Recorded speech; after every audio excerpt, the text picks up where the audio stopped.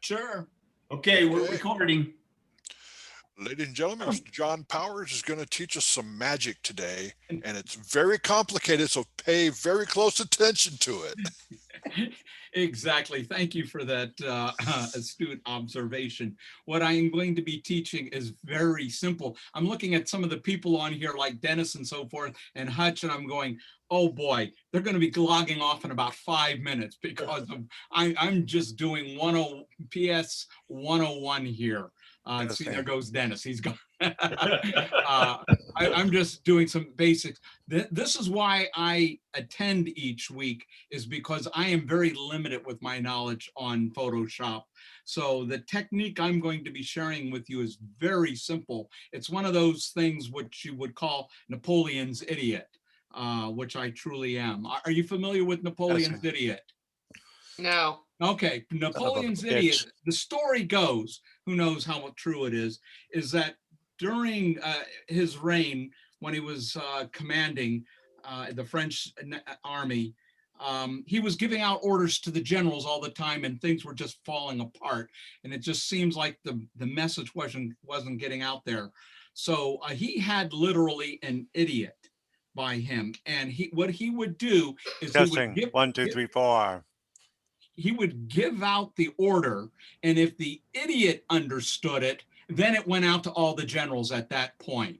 And so that's where I'm at. I'm that individual. If I understand it, then everybody understands it. What I've been asked to share, and this will be pretty short, is how to antique your photos to make them look like you're Matthew Brady or whatever, or antique them with a sepia tone, for instance. I'm going to go over a couple of photos, how I do it. It's very simple. I'll show you what I use and what I do. And then at the end, I'll just show some examples of what I have done in the past. So I'm going to take the screen. Let's see, share screen. And let's see if, you're going to have to help me here, Mike. Can you see my screen? Yes. We can Yes. see your screen. All right. The first thing that you got to do is make sure you have the right subject. It really doesn't do any good for this kind of texture on a landscaper per se. What I like to do is I go to battle reenactments a lot. And this works great for battle reenactments. I took this photo here just a couple of months ago up in San Bernardino Mountains, where they had a small group of Revolutionary War reenactors. I was literally there for 5 minutes, and they had to shut it down due to a snowstorm that was coming in. Anyway, snap this shot. I've already made it into black and white, and just to save a little time here. The first thing I like to do, and this, one thing I need to tell you about when you're antiquing photos, everything is subjective. It's how you might want to make it feel and what looks good to you. There is no set rule on you have to do this, but I am going to share with you the procedure I use, and it's up to you to what degree. So like the first thing I like to do is I go into Topaz Adjust 5. Once I convert the photo into black and white, and when that comes up, and you have to forgive me, my computer, I'm in desperate need of a new computer, so things are spinning slowly here. What I do is I go into detail strong, and then what I do is I boost the strength over on the right. I kick up the strength a little bit, and I bring the threshold down. You don't want to John, overdo your topaz is not showing. Uh-oh. Okay, that's Maybe interesting. unshare and then share with your desktop and not Photoshop. Oh, okay. So unshare, stop share, and Now then go what back now? in. Start sharing your desktop and not just Photoshop. It'll show both the filters. Okay, let me, boy, how do I get, see, all I can see, oh, this is not good. And I practiced this. You should have a bunch of different possibilities of sharing. Does it show you a bunch of different ones? Yeah, that's what I'm looking for. I can't find it. On share screen, It should open up and There we go. I just minimized it and then it popped up. Share screen. then do desktop. Okay. This is the only thing I've got here. Okay, desktop. There we go. How about that?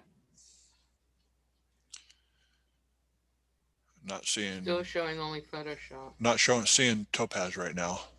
It's at the bottom though. Well, I'll tell you what, I'll just bypass the topaz. That's subjective. You can still see my screen? Yes. Okay, great. I'll just continue on from there.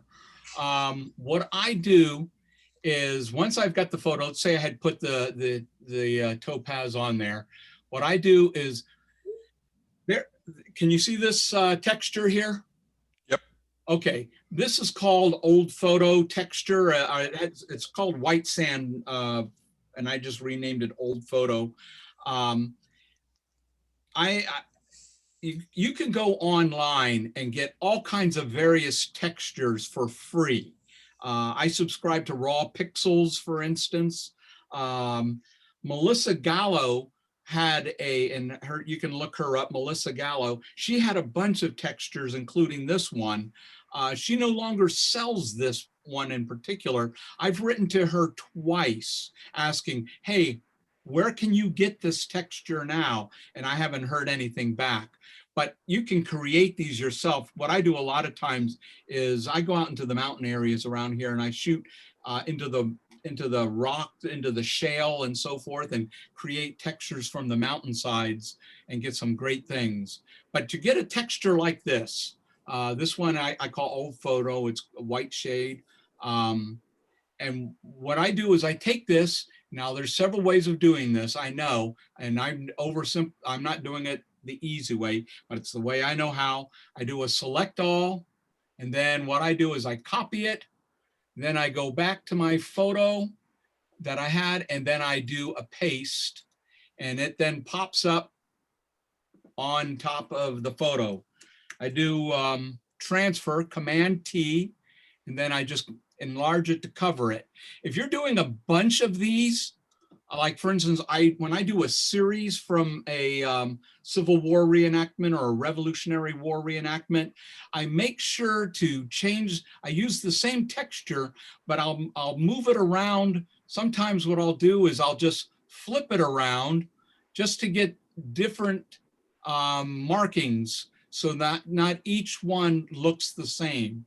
So anyway, so what I do is and then I just expand it. Let me get this one back to, there we go. And you get the right idea. So what you do then is you put a mask on that layer there. And then what I do is I bring the opacity of the picture down to about 50% so that I can see the item itself. Then I go to my brush tool, make sure it's on black. Again, this is 101 for most of you guys, and I apologize. And then what I do is then I erase it. What I do, oh, it's at 11%. I usually start about 70% or so, and I focus on the face. That's the highlight of what everything you're going to do. Again, this gets subjective, but I make sure that that is brought out very clear. Then I go back and I bring this down to about 20, 25%. And then I just do around it just a little bit, just to bring out some of it. And now I'm getting the basic idea that I want. I go back to my opacity, and then I kick it all the way back up so that I say, okay, now I see how it's all looking and feeling together. I usually bring a V shape into my portrait photos, but I only like to do a very little bit. So I bring the opacity down, I kick this around a little bit. And what you do is you just play around with it and you just get what you want into the photo. See that I've got too much here, so I hit X so that I put it on white, and then I bring up my opacity a little bit, and I bring in that texture again back there. And then you just keep playing around with it I'm back here again and just bringing out some photos. I mean, bringing out the photo. Sometimes the face looks a little too clear, so I want to put a little bit more of the texture into it. So I just might pop it once or twice there, just to bring in a little bit. When you use the topaz, it ages the face. When you use detail strong and you kick it up a little, it brings out a little bit more of the wrinkle on the face and so forth, which I like. And that's the only thing we're kind of missing here. So I've got that done. Once I've got what I like, what I'm basically doing, let's see, let me bring in the,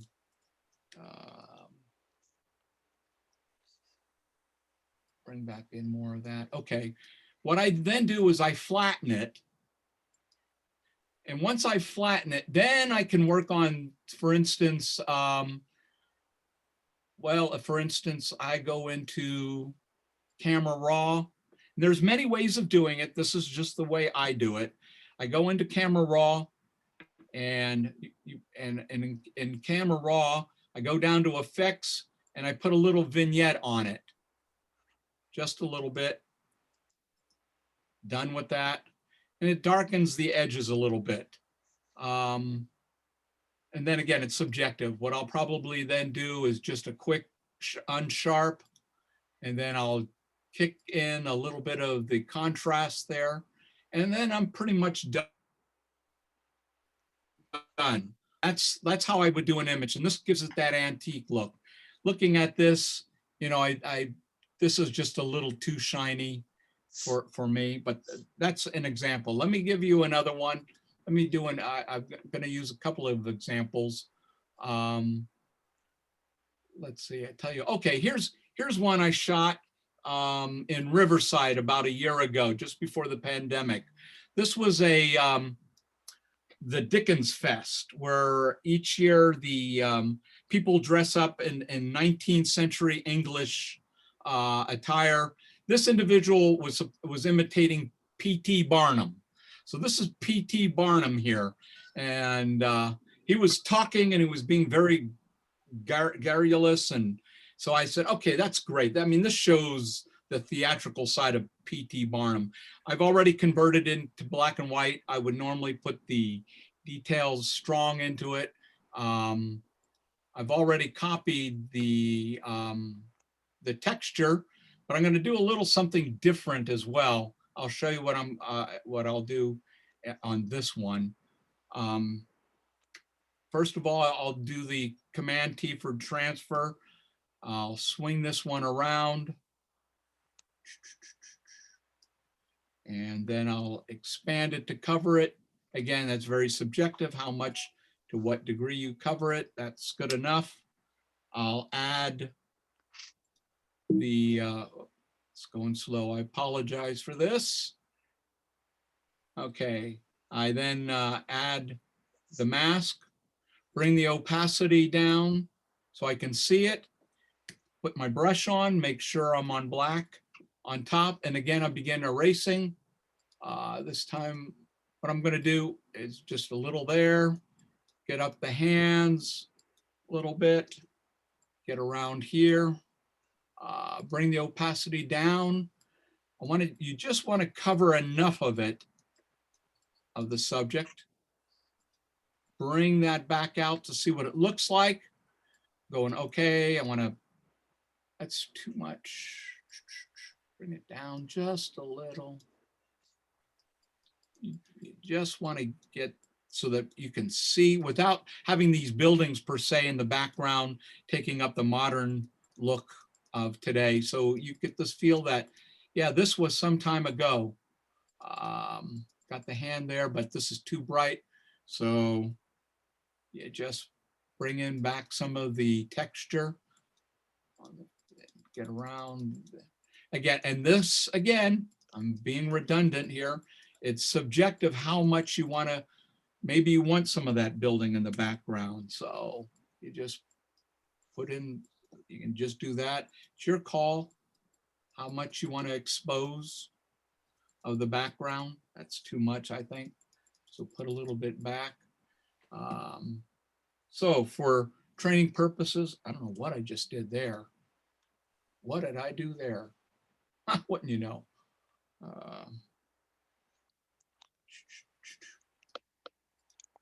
Did you hit your Alt key while you were brushing on the background? I don't think, but I'll tell you what, where's my Alt key? Or Option? Option, there we go. No, Yeah. that's strange. I'll tell you what, It looks like the mask got turned on. Yeah. okay, how would I turn The red mask. Hit Any Q, see if that turns it off. I don't Q? think it will. Yeah. Or quick No. mask. Okay. And then try Alt and click on your layer mask. Or Option and click on your layer mask. There you go, that did it. Wow. Okay, sorry about that. Of course, I practiced this yesterday, and of course, none of this happened. So, of course, it'll happen when you're doing. Anyway, so you've got this. Again, it's subjective how much you want to play with it. I flatten it, and then, as I say, what I would do. Well, before I do the final thing, what you can do at this point, just to make it a little different, so that they're not all the same. Something else you can do that I do is I go over to hue saturation, and what I'll do is I'll hit the colorize, the little button here on the right. That kicks the whole thing into a reddish hue, and I'll bring the hue down, again, subjectively how much, and you play with the saturation a little bit, and you get this little sepia tone here, which, and then just, I always end with a little kick of the contrast there.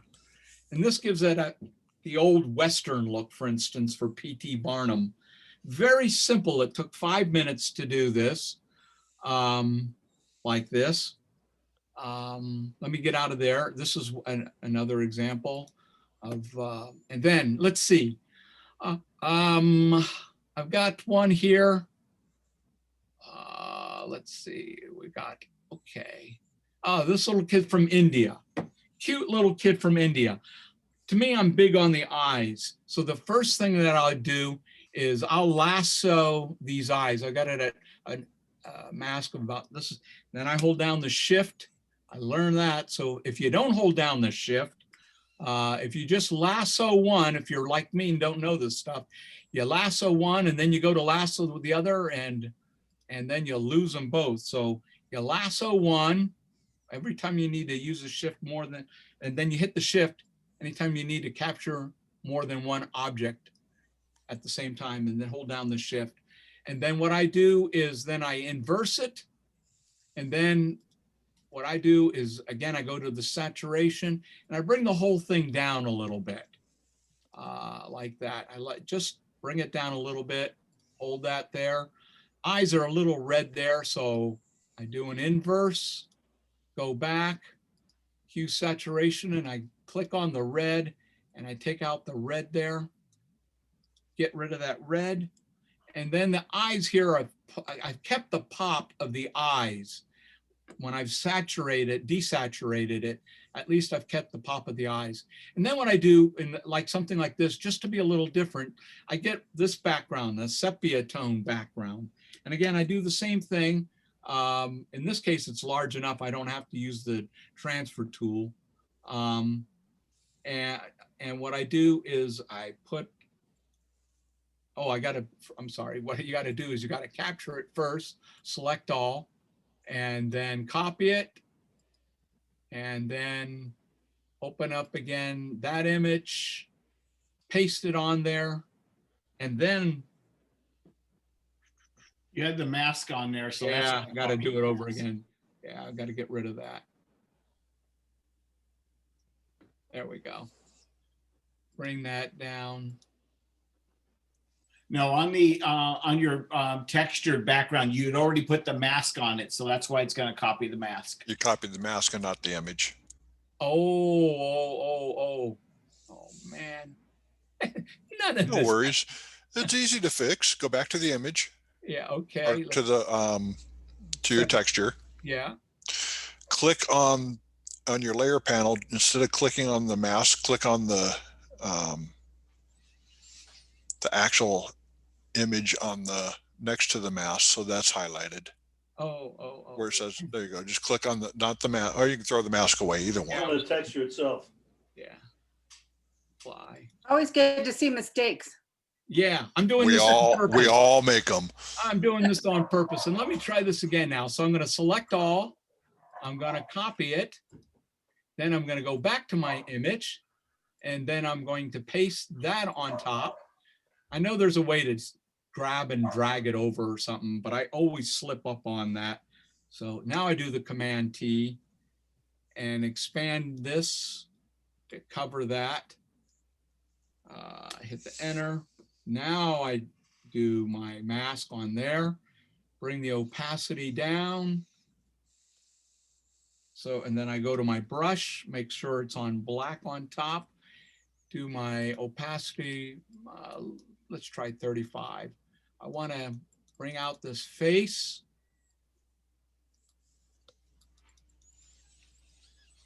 And I bring it down a little bit more and get around. Then I see how I'm doing. Open up the opacity all the way. Going, okay, I'm getting it there. Now, what I do in a case like this, because of the color contrast, I go back and click on the texture. And I go back to the hue saturation and I bring the saturation down to match the image. And again, I eyeball this. So I get something like that. Hit OK. And then you just play around with, I want to put some more back in there. Hit my X. So, oops. You got to make sure you're on the mask. There you go. That's too much. Put the X on there. And let's just, and I play around with that. And I get, and that's a little too bright. There we go. Bring that around. And then you just kind of play around with it. Now, these are just for demonstration purposes again. And what I'm going to do here, then I flatten it. Then I go back to camera raw. And again, this is just what I do. Again, it gets that personal touch. Under effects, I bring the vignetting in a little bit. It's a little strong, but it'll work for the moment. And then I get an image like that and play around with it. If I don't like, if I still think it's a little strong, then you just kind of tighten it up a little bit. So this is how I do it. So let me give you some examples, and I'll just close with this. Let me open this up.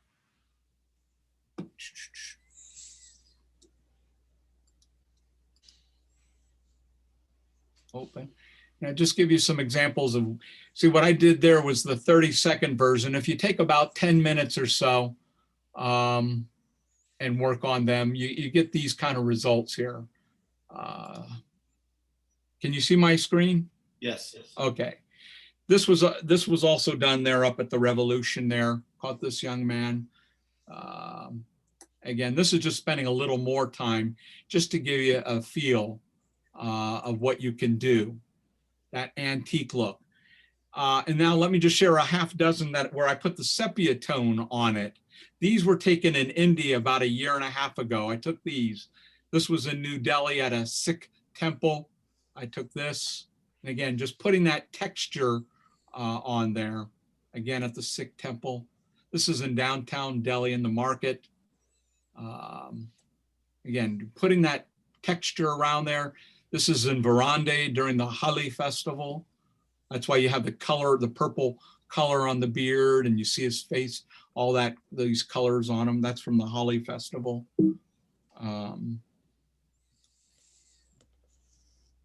Took this young lady, her photo. This is at the Taj Mahal, believe it or not. She was peering out, and I just covered the whole area. You couldn't see the Taj Mahal itself, or else I would have left that in there. But you can do this dramatic approach just by putting that texture in the background there. This was on the streets of New Delhi. I don't know why he was raising his hand like that. I pointed my camera, can I take your picture? He kind of nodded and just pointed up. Maybe that's a street lamp. This was a night shot, and that was a street lamp over him, pointing at the light. I don't know. You got the wrong finger. He said, pay me $1, please. Yeah, $1. Fortunately, a lot of places in India, they will ask that. $1 American, $1 American. But fortunately, he walked away after I took the shot. So I knew he wasn't after the money. Well, that's my question, John. Why that was brought up. What kind of compensation or remuneration are you offering to these people? Are you just doing street shooting, or you're asking them to pose? Are you giving them anything, or getting their address to send a photo later? What are you doing? Yeah, I never ask them to pose. Everything that I do is candid. As far as photos go, if they want a photo, I show them on the camera, and if they want a photo, I ask for their email address if they have it. Like the old man, he just walked away, and I doubt if he even has an email address. But on a lot of these cases, I don't compensate unless they specifically ask for money. And if they ask for money, unless it's something really particular that I want to get, or my heart goes out to them, then I will give them something. But a lot of times, you would be surprised in India. I don't have the photo. How often, this is especially true in India, how often people would come up to me and ask me to take their photo. A very scary event I thought was going to be scary. I was in Jaipur, and I was walking through, and I broke away from the group I was with, and I was out taking photos. And this young man, very, very strong look in his eye, was just following me. And I just paid him no mind, and I went and took a photo, and then I went over and took another, and he's following me from corridor to corridor. After a while, you know when someone's following you. And I said, oh boy, and I started making my way back towards the group. But before I got there, he stopped me, and I said, uh-oh, don't be the ugly American, what's gonna happen here? And he looked at me and he said, hello, can you take my picture, please? And I said, oh, of course. And then he just yelled something, and 4 other men came out of nowhere, and they all stood there in front of me. And I took their picture, and they were kind of looking at me like, And I took the picture, and then they all broke out in smiles, and they said, oh, thank you very much. And they all left. They just walked away. We had similar experiences in India. We had people crowding around saying, selfie, selfie. Like they all want to take selfies with us. Yes. Oh, yeah. I felt like a celebrity a lot of times, because I would take the photo. They would indicate that they want to take a photo of me, or sometimes I'd have to give my camera and have them they just want to be in the photo. So go ahead. And then we were at the temples in Aurangabad, and a school bus let out of about 60 kids. Yeah. We were surrounded. Yeah. You're like a celebrity. So quite often, a lot of them, and this is India specific, Dennis, they will come and ask to have their photo taken, and you're very happy, and then they just walk away. That's all they want, just take my photo. Other countries, it's a little different. I won't pay unless I feel the need, but I will ask, like in Japan all the time. I will ask, do you want and I learned this, it took me a while to learn this.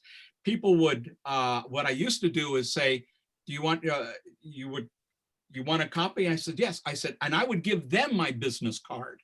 And I say, you email me, and I would note down what number the photo was, and you email, and I'll send you my photo. And I would get back here to the States. I'd work on my photos, get them ready, and then I'd never hear from them, although they had my business card. So after a while, that just took me a while to okay, you give me your email, and then I'll work on the photo and I email it to them. 1 in 5 would actually email back and say thank you. I'm surprised at the number of people who do not respond back and say thank you. And this is around the world like that. So I don't know if that answers the question. Well, I know when I've been in Europe and Italy and France and Germany, different places, anytime I see street performers, or I've been seeing people, impoverished people, I'll take the portraits. I'll make sure I'll drop a euro or something in their little can, whatever. Because I feel like if they're out there working, doing musicals, that kind of Sure. thing, I think that's part of our job that we need to do as photographers, that compensate them for their time, because I mean, they're performing and they're making a living, and we make our living doing this. And so I just wanted to see how you handled that as well. Absolutely. Street performers are different. What I'm talking about are just individuals on the street photography. When I'm shooting, if I'm doing an entertainer, which isn't that often, what I would most often shoot are the monks, the Buddhist monks and so forth. And when I shoot them, if they have the cup, I always put a generous amount in the cup there. That's a given. I do that automatically. Street performers would get the same thing because they are performing. But what I was sharing with my experiences is just basic street photography. Somebody on the street. What I use is, unlike most people, when you read about street photography, you use a 50mm lens or whatever. I use a 200. I am a person that stays away from people because I like to get the candid shot. So most of the times they don't even know I'm shooting them, but I always make sure not to shoot somebody in an embarrassing, compromising situation. I always be very respectful in what I am doing. And I never shoot children, even distantly, without the parental permission. I never shoot kids. And it's funny, in Japan, you can shoot kids. If you go up to a person and ask, can you shoot their child? In Japan, it's like, you want to photograph my child? Oh, I'm so honored. Thank you so much. Oh, please shoot my child. And I keep thinking, man, if I was in California right now, I'd be arrested for being a pervert. It's just the attitude is so different over in Asia compared to the Western. We need to watch that. We need to watch that verbiage. Can I shoot your child? Yeah, well, I may literally want to feel like it, but we need to watch our verbiage. Well, I don't use. First of all, I don't even speak to them a lot of times. Because I don't know the language. I'm pointing to my camera, and I'm pointing to the child, and they're like, "What's it on? Dozo," and so forth. Yeah. So, okay. Anyway, and this was my last one I was going to share. This is on the Ganges River as she's offering up prayers. Okay, so that's what I have.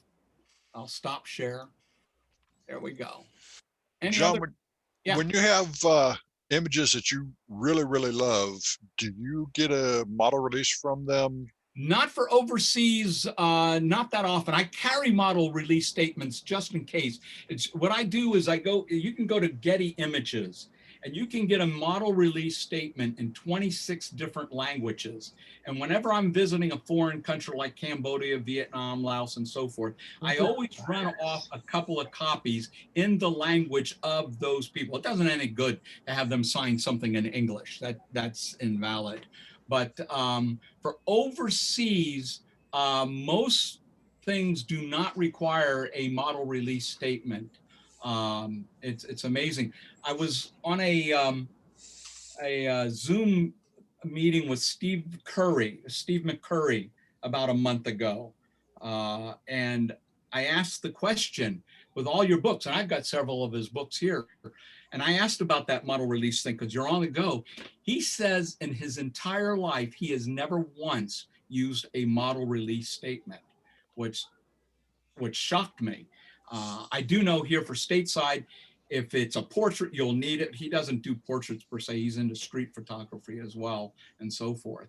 But for public shooting, it's normally not required per se. But I always carry a couple in that language just in case I wind up in a situation. And it's only happened twice or maybe 3 times where it's not on the street, but it's an actual setup taking a portrait shot, and then I'll give them the model release statement to sign.